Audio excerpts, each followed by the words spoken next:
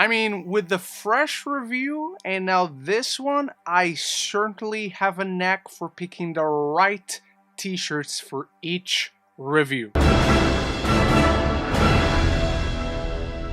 Vic and Melinda Van Allen live a loveless marriage, held together only by a precarious arrangement whereby, in order to avoid the messiness of divorce, she is allowed to take in any number of lovers as long as she does not desert her family, that is, her husband and their daughter. Before I properly start with my review for Deepwater, I want you to start the conversation about it down there in the comments below. If you're excited, if you've seen it, what are your thoughts on it? And I want to thank Prime Video UK for granting me a chance to watch this film early so I could give you this review. And of course, if you love movies and TV, this is the place to be, so consider clicking that subscribe button so you don't miss any future conversations on your favorite movies and TV.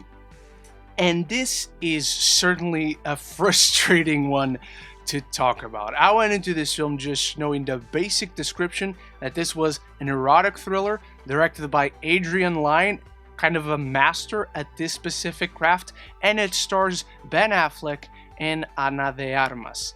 Other than that, I didn't really know anything. And usually when I talk about films and I review something for you guys, I want to talk about the good stuff first, then go into my issues and then my final thoughts. But this one, everything is just kind of in the mixed category. This is a trashy thriller. Like, it doesn't take any advantage of all its interesting pieces, because the interesting pieces are there. That's for sure. Adrian Lyne delivers gripping directions throughout this. There is this slow burn mystery that you're enthralled in due to this very awkward, very off kind of energy that there is from the beginning between Ben Affleck and Ana de Armas. I think both of them deliver powerhouse performances in this one, and the fact that there is so little chemistry between them, for me, really worked in the film's favor.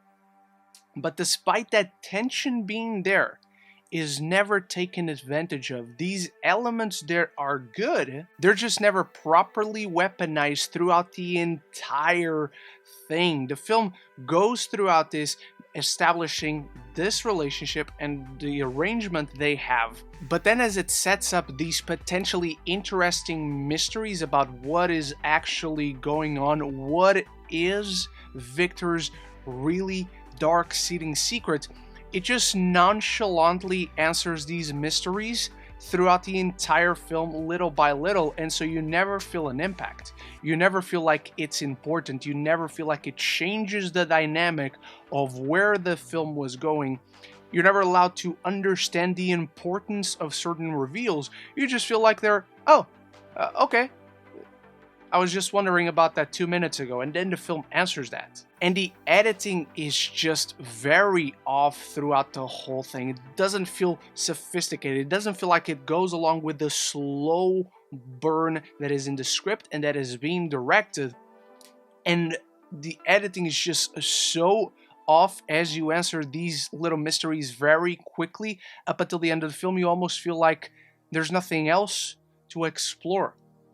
Because for the last hour of the film, you know exactly the answers you're looking for. Just as you start wondering what is actually going on, the film answers that. And obviously, as you know this, you start to realize that the film just has terrible people. And so you can't actually root for any of these characters, which is really sad. If the film properly weaponized that, it could have still worked. Like, who's the worst between these two? Who's gonna get who first? But that's not really what the story is about. That's not really what the story is trying to say. That's not really what the film is interested in doing. And so you just feel like you're going through the motions. It feels like the film itself is going through the motions. And so this becomes a very frustrating watch because the talent is there, both in front and behind the camera. And not only in our lead stars, Tracy Letts is in this film. And every time he's on screen, he classes up the joint. Adrian Lyne has done a ton of this kind of film before. Sam Levinson, the guy who's doing Euphoria, who did Malcolm and Marie, he co-wrote this. Like, there's enough talent to do an Oscar-winning picture in this film. And yet we ended up with a misguided kind of a mess that doesn't know how to take advantage of what an erotic thriller should be. Doesn't seem to understand what it's trying to do at all with its premise, with its characters, and with such interesting elements, such interesting ingredients, and it doesn't mix them together in any interesting way. And so in conclusion, Deep Water is a film where the talent does not make it worth a watch. Not even Ben Affleck and Ana de Armas could save this one. It's an erotic thriller by name only, where it lacks a ton of the eroticism and even more the thrills. It feels uninteresting, uneventful, and while appealing on the surface, the water turns out to have been very shallow. I'm giving Deep Water a C-.